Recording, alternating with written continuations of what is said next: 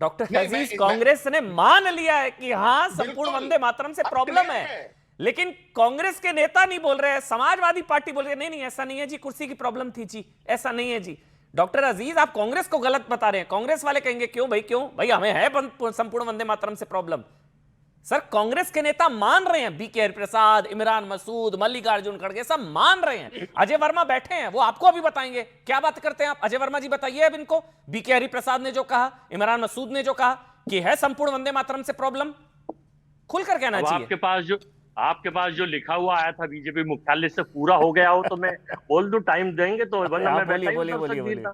बोलिए बोलिए। बिल्कुल सही कह रहे थे, मैं सिद्धार्थ यादव की बात से सहमत हूँ, मेरे छोटे भाई हैं, हाँ। कि जो जितने वंदे मातरम के लिए भारतीय जनता पार्टी में डिबेट करेगा, कांग्रेस का निशाना साधेगा, उसको उतना बड़ा प्रमोशन मिलेगा। मैं बधाई देना चाहता हूँ अपने छोटे भाई सिद्धार्थ यादव को कि इनका प्रमोशन करके इनको सह मीडिया संयोजक भारतीय जनता पार्टी ने राष्ट्रीय कमेटी में बनाया, इसी काम के लिए कि वंदे मातरम पर अपोजिशन का विरोध बताइए, करो। सोचिए कितनी अच्छी चीज है अजय भाई, जो बधाई। वंदे मातरम का और ज्यादा साथ उसका ज्यादा बड़ा प्रमोशन बीजेपी में, जो इसीलिए तो वंदे मैंने मातरम का ज्यादा बड़ा विरोधी और वो ज्यादा बड़ा प्रमोशन पाएगा कांग्रेस पार्टी में। आप क्या कर रहे हैं, अपनी पोल खोल रहे हैं आप, अमन जी बोलने ऐसे नहीं दीजिए, बोलते आप कथा सुनने, अजय भाई, ऐसे मत आप बोलिए, बापू की तरह कथा सुनने थे जब सिद्धार्थ ऐसा जी मत बोल रहे बोलिए थे, तो आप। मुझे बोलने दीजिए। आज अगर आपको आप लगता है तो फिर मैं अपनी चुप पोल रहूंगा। खुद खोल रहे हैं अजय भाई, ऐसे नहीं मत नहीं नहीं करिए। नहीं नहीं, तो ऐसा ऐसा हाँ है, बोलिए बोलिए अजय जी, बोलिए अजय जी। फेक न्यूज की फैक्ट्री के जनक और पायरेटेड सीडी के जनक अमित मालवीय एंड पार्टी को,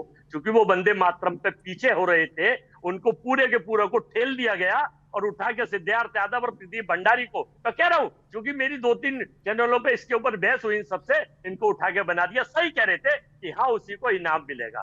सुनो, देश की आजादी में कोई योगदान नहीं रहे तो किताब दिखा रहे थे झूठी, मैं असली बता रहा हूं आपको।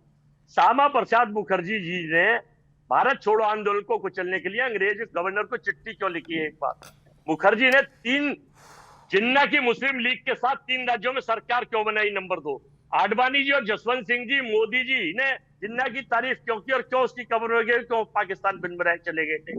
आरएसएस ने 52 साल तक अपने मुख्यालय पे तिरंगा क्यों नहीं फहराया? आरएसएस की शाखा में तिरंगा क्यों नहीं अभी भी फहराया जाता?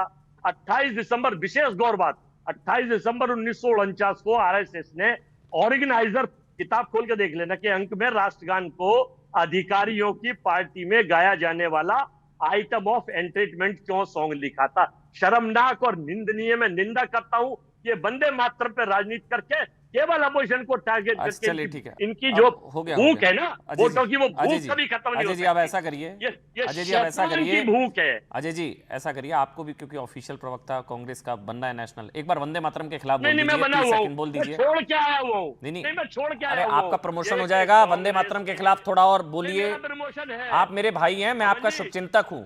सिद्धार्थ जी का प्रमोशन हो गया क्योंकि ये सबसे बड़े राष्ट्रभक्त देशभक्त आदमी, वंदे मातरम के साथ खड़े होने वाला, तिरंगे के साथ खड़े होने वाला आदमी है।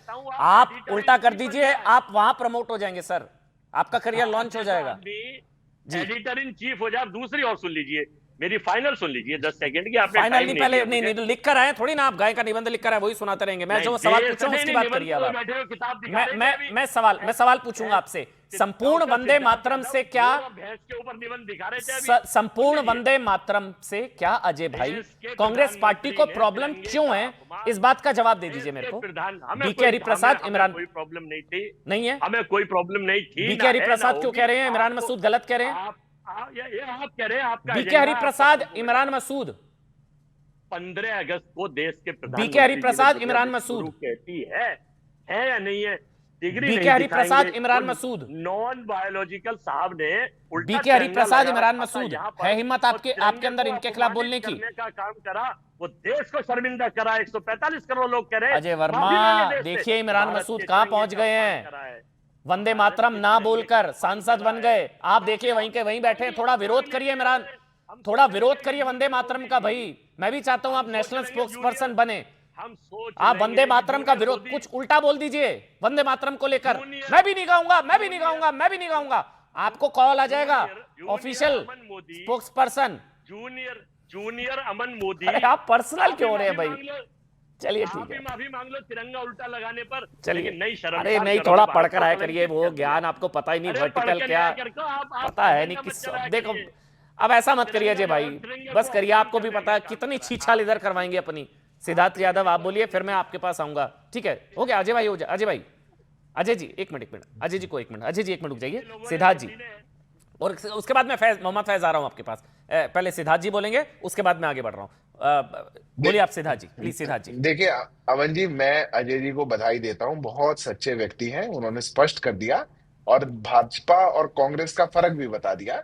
वंदे मातरम के लिए लड़ाई लड़ेंगे तो भाजपा में आप ऊपर जाएंगे, और वंदे मातरम को गाली देंगे तो कांग्रेस में आप ऊपर जाएंगे। अब अजय भाई, आपको मूल मंत्र भी मिल चुका है, पर मुझे एक प्रश्न है इस पूरे में। हाँ हाँ अमन जी, एक गंभीर प्रश्न ये है, अजय जी तो आए हैं, बोलेंगे, चले जाएंगे, पार्टी को कुछ क्लिप भेज देंगे, लिखकर कुछ लाए हैं उसको पढ़ के सुना देंगे।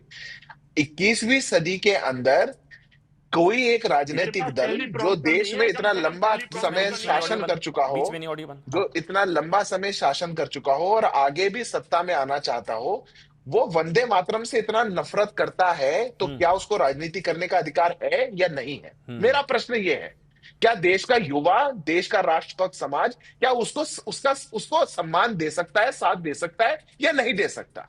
ये कांग्रेस पार्टी और समाजवादी पार्टी, इन सब दलों को स्पष्ट करना पड़ेगा। और ये इसको कहते हैं, वो ये अंतिम रेखा है अमन जी। इस रेखा की या तो आप उस पार हैं या इस पार हैं। और अगर मैं आप उस जानता पार हैं हूं तो खुल के कि बताइए। जो देश का जेनजी है, जो देश का युवा है, वो सबसे बड़ा देशभक्त है, राष्ट्रभक्त है।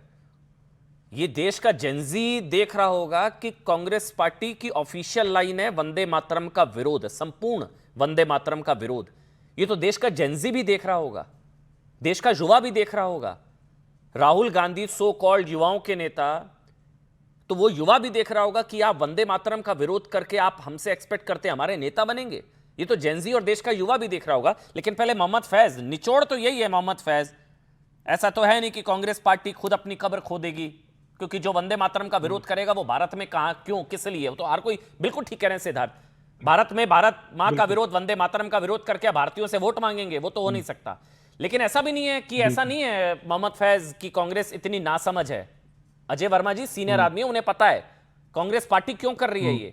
20% आप कहेंगे पूरा नहीं, लेकिन कुछ तो मिलेगा। मैं कह रहा हूं भारत का मुसलमान मेरे से बड़ा देशभक्त, मैं बोलता हूं, छोड़ दीजिए उस चीज को, लेकिन अगर कुछ परसेंट तो होगा, वरना ये क्यों होता? कुछ परसेंट तो होगा। नहीं, देखिए, मुसलमान इनकी राजनीति समझ चुका है। मैं पहले भी इस बात को कह चुका हूं, सियासत में जरूरी है रवादारी, समझता है। वो रोजा तो नहीं रखता पर अफ्तारी समझता है। मुसलमान को पता है ये रोजा नहीं रखते हैं, लेकिन अफ्तार पार्टी में आते हैं ये 20% के लालच में। तो अफ्तार पार्टी वाली राजनीति खत्म हो चुकी है, वो हज में सब्सिडी देने वाली राजनीति खत्म हो चुकी है, वो मुल्ला मौलवियों को बुलाकर लिफाफा देने वाली राजनीति खत्म हो चुकी है, वो 370-35 वाली राजनीति खत्म हो चुकी है, वक्फ बोर्ड वाली राजनीति खत्म हो चुकी है, इंस्टेंट ट्रिपल तलाक वाली राजनीति खत्म हो चुकी है। तो अब मुसलमानों को साधने के लिए कोशिश कर रहे हैं, वंदे मातरम को अपशब्द बोलेंगे तो मुसलमान इनको वोट दे देगा। मुसलमान इनको बिल्कुल भी वोट नहीं देगा, इस चक्कर में आप ना पड़िए। तुष्टीकरण वाले जो कुछ लोग हैं, मुसलमान उनके साथ नहीं है। फिर मैं कह रहा हूं, 1937 में वंदे मातरम ये सोचकर काटा गया कि भाई 4 पद हटा देंगे तो शायद जिन्ना और कुछ कट्टरपंथी संतुष्ट हो जाएंगे। लेकिन 1947 में परिणाम दिख गया, अब तो ये संतुष्ट नहीं हुए। 16 अगस्त 1946 को डायरेक्ट एक्शन डे किया भैया, ये तो कभी संतुष्ट नहीं हो सकते। नहीं, वंदे मातरम को तो भड़काऊ भी कह दिया है। अब मदन जी इनका नाम है, देखिए राजस्थान के कांग्रेस के बड़े नेता हैं, वो कह रहे हैं जो दो छंद है, वो दो के नीचे वाले जो छंद है वो भड़काऊ हैं, भड़काऊ हैं। हिम्मत भी है कहने की। मैं पढ़ के बता दे रहा हूं, कांग्रेस के प्रवक्ता आपसे पूछ रहे थे कि भाई वंदे मातरम गाओ। मैं, आप मेरे भाई हो, भाई कोई भी पढ़े, तुमी विद्या, तुमी धर्म, तुमी हृदय, तुमी मर्म, त्वम ही प्राणा शरीरे बाहुते तुमी मां शक्ति, हृदय तुमी मां भक्ति, तोमराई प्रतिमा गढ़ी मंदिरे मंदिरे वंदे मातरम। तो ये जो मर्म और धर्म की बात हो रही थी ना, ठीक इसी समय सोनिया गांधी जी विचलित हुई। अब ये बताइए, तुम्ही विद्या तुम्ही धर्म में क्या कट्टरपंथ है? और उस समय उनका चेहरा विचलित हो गया, मल्लिकार्जुन खड़गे परेशान हो गए, राहुल गांधी जी का चेहरा देखने लायक हो गया। क्यों? आपको मर्म नहीं चाहिए, नहीं तो आपको धर्म नहीं चाहिए, आपको विद्या नहीं चाहिए। आपके खिलाफ फतवा नहीं आएगा अब क्या कर रहे हैं आप लाइव टीवी पर? बिल्कुल नहीं आएगा। पूरा वंदे इस्लाम, मातरम पढ़ेंगे मेरे आप। नबी के पास पहला जो शब्द आया इकरा, इकरा यानी कि पढ़ो, इसमें विद्या की बात की गई है, पढ़ाई की। इकरा अरबी में कहें या संस्कृत में विद्या कहें, एक ही तो बात है, पढ़ने की बात अच्छा, कही एक काम गई है। करते हैं, एक ये काम बताओ। करते हैं, मोहम्मद फैज एक मिनट, मोहम्मद फैज एक मिनट, डॉक्टर अजीज हैं जी, बगल वाली जी। विंडो पर, एक बार इनको रखिएगा। डॉक्टर अजीज, संवैधानिक तौर पर कानून बन गया इसलिए तो अब आप गाएंगे, सम्मान देंगे। संवैधानिक तौर पर कानून नहीं होता तो क्या ये संपूर्ण वंदे मातरम एंटी इस्लामिक आपको लगता है? ये जो फैज भाई कह रहे हैं वो सही, आपके पर्सनल क्या थॉट्स हैं डॉक्टर अजीज खान संपूर्ण वंदे मातरम गायन को लेकर? देखिए अमन भाई, सबसे बड़ी बात यह है कि मैं समाजवादी पार्टी का प्रवक्ता हूं। ठीक बात। हमारा कुछ पर्सनल नहीं है, यहाँ पे कोई पर्सनल नहीं, फैज भाई का पर्सनल होगा। और हमारी पार्टी का हमेशा मानना रहा है, मेरी बात समझे आप, जी जी, हम संविधान के साथ हैं, हम सिस्टम के साथ हैं।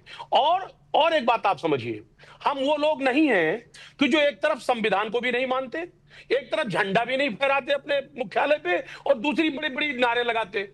साहब, जिनका इस देश की आजादी, इस देश के संविधान पर पूरी तरह से यकीन